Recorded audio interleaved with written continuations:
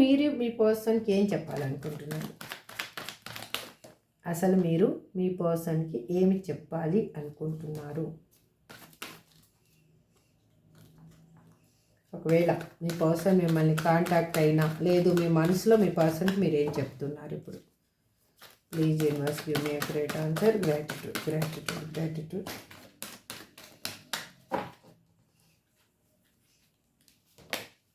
ఏం చెప్పాలి అనుకుంటున్నారంటే, నేను ఇన్ని రోజులు నీ గురించి ఏం బాధపడ్డానో నీకు తెలుసా? నా చుట్టూ ఉన్నదాన్ని నేను చూడకుండా నేను ఒక బందీలాగా ఫీల్ అయ్యాను. ఏది నాకు అర్థం కాని సిచ్యువేషన్లో నేను ఉండిపోయాను.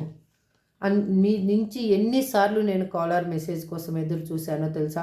24/7 ఏదైనా మెసేజ్ బ్లింక్ అయితే చాలు, నా పర్సనే నాకు చేశారేమో, కాల్ చేశారేమో, లేదు మెసేజ్ చేశారేమో అని ఆత్రంగా 1000 కన్నులతోటి నేను ఆ మొబైల్ని చూడడం జరిగింది అని చెప్పాలి అని అనుకుంటున్నారు. మీకై మీరే తెలియకుండా నేను ఈ బాధలోంచి, బాధ్యతల్లోంచి బయటికి వచ్చేసాను. ఎందుకు అంటే ఆ బాధపడడం నాకు వల్ల కాలేదు ఇంకా. అందుకే నేను ఇంతగా మారడం జరిగింది. నేను ఏ విధంగా బ్యాలెన్స్ చేయాలో నాకు అర్థం కాలేదు అసలు.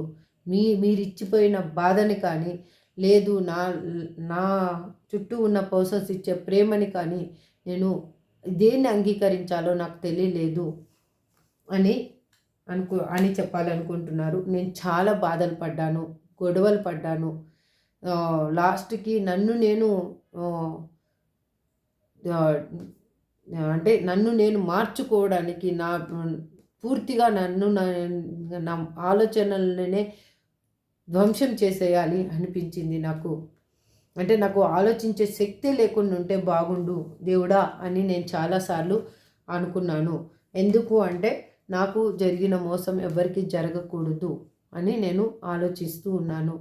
ఈ విధంగా నువ్వు ఎప్పుడు ఎవరికి మోసం చెయ్యకు అని చెప్పాలని మీరు అనుకుంటున్నారండి. ఇది కన్నా మీకు కన్నా రిజనేట్ అయితే కన్నా నా కృష్ణాని లేదు అంటే కన్నా మీ ఇష్టదైవం ఎవరైనా ఉండొచ్చు. నేను చెప్తున్నాను, శ్రీకృష్ణ అని మీరు టైప్ చేయండి, మీకు క్లెయిమ్ అయితే ఇది. Okay, thank you so much. Have a good day. Bye.